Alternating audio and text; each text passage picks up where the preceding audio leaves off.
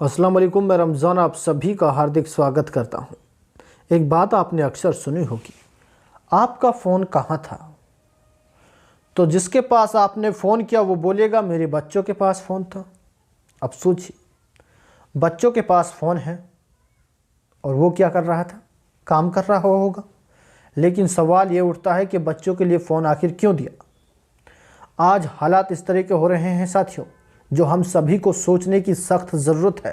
शायद ये रमज़ान इतना बड़ा नहीं हुआ है जो आपको सलाह मशवरा दे सके, लेकिन एक राय है, एक मशवरा ज़रूर दे सकते हैं जिस पर आप अमल कर सकते हैं। आज बच्चों, कहते हैं ना आप भी, कि छोटे छोटे बच्चों पर फ़ोन चलाना आता है, बुज़ुर्गों या जवानों पर भी इतना नहीं आता जितना बच्चों को आता है। इसकी वजह क्या है? इसकी वजह आप ही तो हैं। आपने फ़ोन दिया, आपका बच्चा तभी तो चलाना सीखा। तो इसलिए आप अपने बच्चों को फ़ोन ना देकर खुद अपने पास रखें। अपने बच्चों से सिर्फ एक बात कहिए कि आप सिर्फ किताब पढ़ें, स्कूल की जो चीज़ें हैं उनको याद करें और अपना नॉलेज बढ़ाइए। और कल मेरी बीते दिन बशरुद्दीन सर से मुलाकात हुई।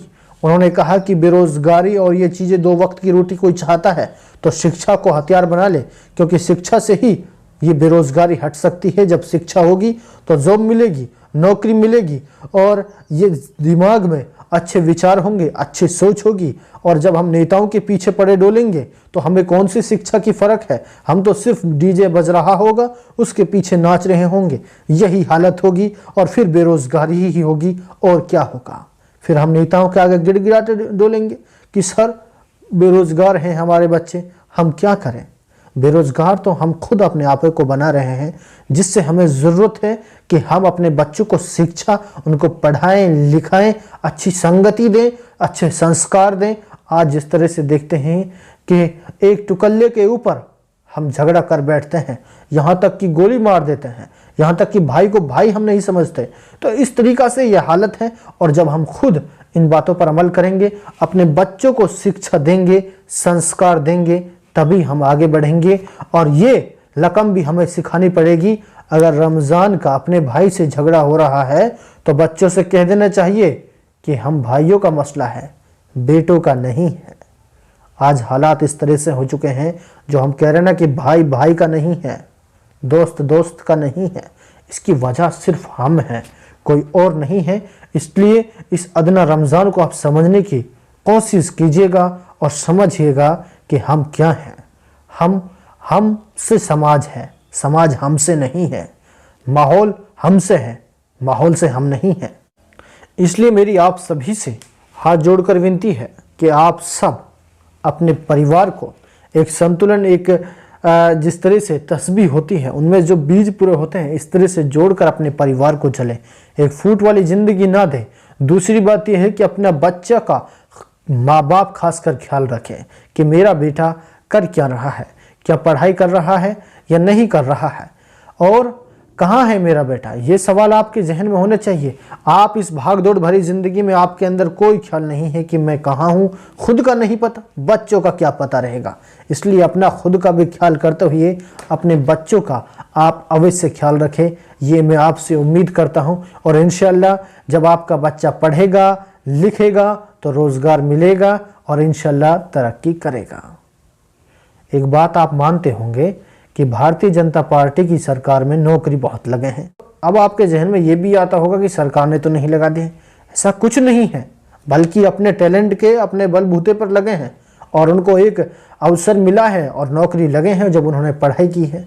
मेहनत के बलबूते पे ही नौकरी पाता है। और जब क्लास में जाएगा, पीछे बैठेगा, हम माँ बाप ध्यान नहीं देंगे तो बच्चा तो फेल होगा ही और बेरोज़गार होगा। इसलिए बेरोज़गारी को लेकर हम अपने बच्चों को जब अच्छी शिक्षा देंगे, अच्छे संस्कार देंगे और उसको खुद घर बैठकर हम पढ़ाई लिखाई करेंगे तो इंशाअल्लाह एक न एक दिन बच्चा नौकरी लगेगा। हम माँ बाप को उसके पीछे एक कोशिश करने की ज़रूरत है, एक उसके पीछे उनका अंदर जुनून भरने की ज़रूरत है। उसको देख रेख, जिस तरह से हम एक पेड़ की रेख देख करते हैं, इसी तरीक़ा से अपने बच्चे की रेख देख करनी होती है। तब जाके वो जिस तरह से पेड़ फल देता है, इसी तरीक़ा से फिर बच्चा भी फल देने लगता है। इसी तरीक़ा से बच्चा भी फिर रोज़गार पाकर एक खुशी देने लगता है। इसलिए मेरी आप सभी से हाथ जोड़कर विनती है कि जहन में से एक चीज़ निकाल दीजिए कि भाई मेरा बच्चा बेरोज़गार है, नौकरी नहीं लगी अभी तक, तो ये चीज़ें जहन में से निकाल दें। बल्कि आपका बच्चा भी लग सकता है, आपके बच्चे के अंदर भी वही टैलेंट है जो और बच्चों के अंदर है। मेरी ये छोटी सी बात साथियों सुनने की ज़रूर कोशिश करें और इस वीडियो को भी पूरा देखने की कोशिश करें। और यही मेरी उम्मीद है आप सभी से कि इन बातों पर अमल करेंगे। माँ बाप को अपने बच्चों पर शिक्षा के साथ साथ अच्छी संगति, संस्कार, एकता, ये भाईचारा भी सिखाएं उनके लिए। और एक बात है ना, परिवार की कभी भी बच्चों के आगे कटती ना करें, ताकि उसका असर बच्चों पर पड़े। आप तो एक हो जाते हैं, लेकिन बच्चे के अंदर वो असर पड़ जाता है। बच्चे के अंदर अच्छे संस्कार दें, भाईचारा सिखाएं कि हम परिवार में ऐसे रहते हैं, ताकि वो बच्चा भी पढ़ लिख कर एक बड़ा बनकर अच्छा बने। आई होप कि आज की ये बातचीत आपको अच्छी लगी होंगी।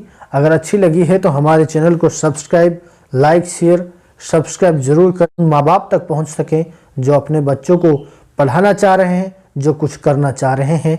दूसरी बात ये भी है साथियों कि आप अपने बच्चों को हमसे जोड़ सकते हैं, संपर्क कर सकते हैं। इंशाल्लाह जो भी मोटिवेट बात होंगी वो हम ज़रूर सिखाने की पूरा प्रयास करेंगे। आप हमारे नंबरों पर संपर्क कर सकते हैं। हमारे फ़ोन नंबर हैं 93 067 91 231। इन नंबरों पर संपर्क कर सकते हैं और इंतज़ार रहेगा आपकी बातचीत का।